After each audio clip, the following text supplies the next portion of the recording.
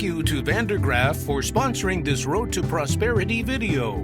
Visit their website to learn about new innovative conveyor drive technology, delivering reliability and longevity for belt conveyors. Hey everybody, Kevin Yanik here with Pitt and Quarry, continuing our Road to Prosperity video series. Wanted to touch on just a few dynamics we're seeing within the aggregate industry at the moment here in February 2022. We're still a few weeks away from spring startup for operations in more northern climates affected by cold weather, snowfall. It's been a brutal winter compared with recent years for a number of states, and producers in those parts are very eager to get spring startup going as soon as they can, just because of where they left things off in the fall of 21.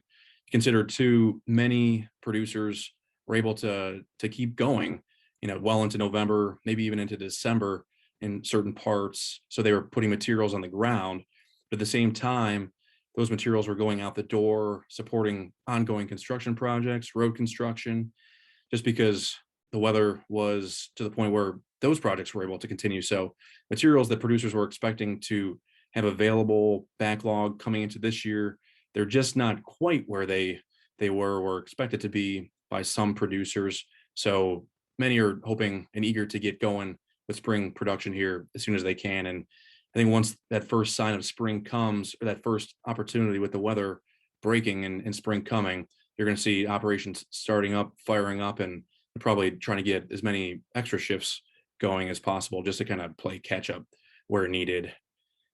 Another dynamic, and it's one that I think everybody's a little bit tired of at this point, is just the supply chain, and maybe there's some improvements there depending on who your vendor is or what it is you're purchasing, but we're still hearing about those long lead times, 30, 35, 40 weeks, and maybe that's not necessarily going to go away anytime soon. But a positive note, one I heard from an equipment manufacturer the other day, is this idea that the producers, because they're confident, now that we have an infrastructure bill, they feel good at where the economy is at, that they're going to go ahead at this point in time and they're making purchases that they probably wouldn't make, in February and March for the following year. So their budgeting process is moved up. Not everybody, but some producers, and they're already thinking about 2023 and what it is they need to do to not prepare for this production season, but the next production season. An interesting dynamic, one that this equipment manufacturer hadn't necessarily seen before, but consider too, coming off 2020, 2021, where CapEx probably was down that first pandemic year in 20, there was a lot of cash kind of put in the coffers, and there's still money sitting there that needs to go out for operational plant improvements and other CapEx projects. So we should be seeing money flowing out for this manufacturer for 23.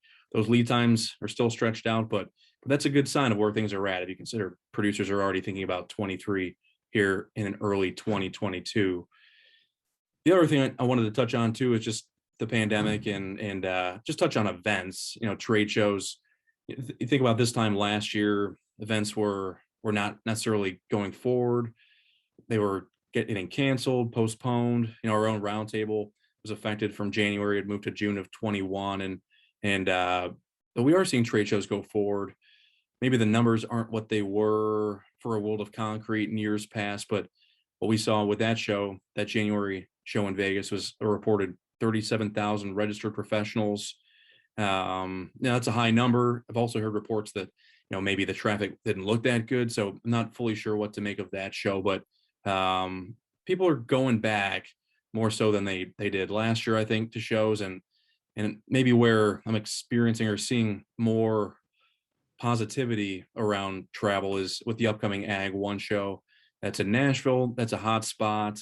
It's somewhere where people are ready to go, and we haven't had an Ag One in quite a while. If you think all the way back to 2019 when it was in Indianapolis in February, I believe. It's been 3 years since we had that show. So people are excited to get out. People are ready to get past the pandemic. We're seeing states have their shows, kind of wrapping all the way back into the fall. I was at the Ohio show. The Pennsylvania meeting took place with PACA, and I think Michigan went forward recently.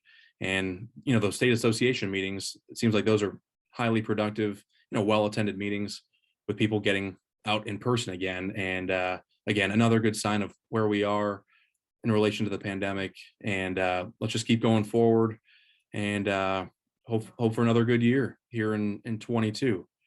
Thanks, everybody.